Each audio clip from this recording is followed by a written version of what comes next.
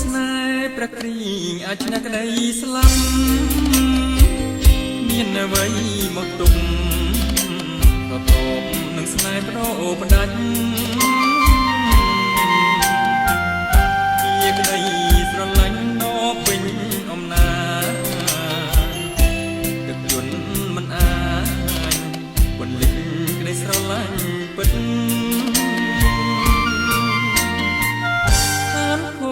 ប្រលឹងក៏នឹងត្រូវចាញ់សេញក្តីស្រឡាញ់អាចចាញ់ឲ្យយល់អងរឹងមិនអាចបំបែកទាញញែកពួកមិត្តសម្លាញ់ត្រង់ពិតឲ្យឃ្លាតពីព្រះអង្គសងទឹកនឹងឈាមខ្ចាយតាមចំហៀងព្រះអង្គបានលៀងគ្រប់យ៉ាងនៅបាបកំហុងព្រះលោកមិនខ្ចាយជាថ្លៃលំទុំ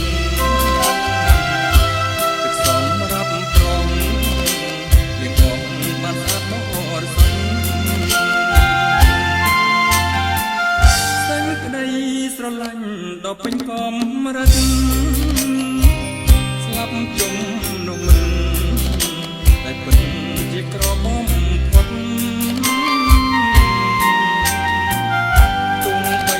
ជាភ្លើងក៏មិនអាចលត់តែពិតប្រកបដូចបុណ្យទ្រង់បានប្រទាន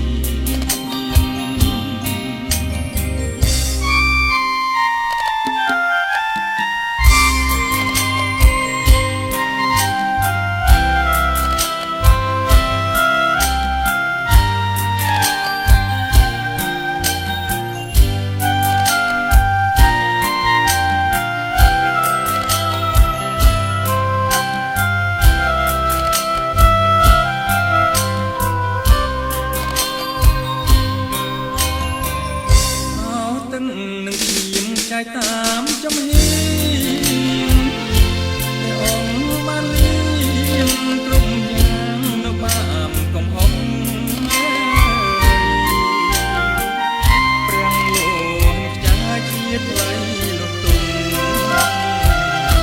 ទឹកសម្រាប់ប្រងលៀងអង្គបានស្អាតបរិសុទ្ធសេចក្តីស្រឡាញ់ដល់ពេញកំរិតស្លាប់ជុំនោះមិនដែលពិតជាក្របំផុត